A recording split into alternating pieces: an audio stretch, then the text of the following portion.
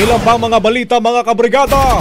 WPS Black sa Kamara ikinalugod ang pagpapasilip ng DILG sa Sister City Partnership sa China.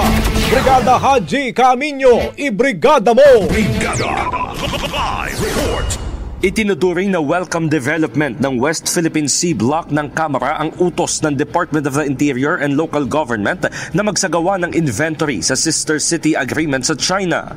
Kasunod ito ng inihain ng WPS Block na House Resolution No. 39 na humihimok sa DILG na silipin ng Sister City Agreements na pinasok ng ilang local government units sa China.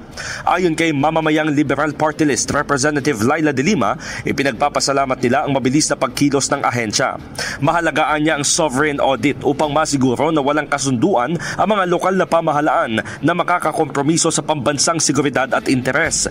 Binigyang diin ito na kailangan protektahan ang mga patakaran, institusyon at pambansang pagkakakilanlan mula sa pagkontrol o manipulasyon ng mga dayuhan. Ito sa gitna ng patuloy na pagbabanta, harassment at malisyosong naratibo at propaganda ng China para siraan ang tagumpay ng Pilipinas sa WPS.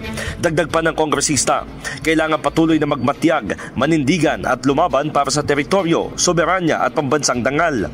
Nakasaad sa resolusyon ng WPS Block na mayroong 16 na sister city partnerships sa pagitan ng mga lokal na pamahalaan at ng China, samantalang ayon sa League of Cities of the Philippines, mayroong 29 na Philippine LGU Chinese City Partnerships. In the heart of changing lives, ako si Brigada Haji Caaminyo ng 105.1 Brigada News FM Manila, The Music and News Authority. Brigada Balita. Ang bahaging ito ay hatid sa atin ng Yummy-Vit ES3 Syrup. Simulang tuparin ang pangarap ng iyong anak. And stunting now,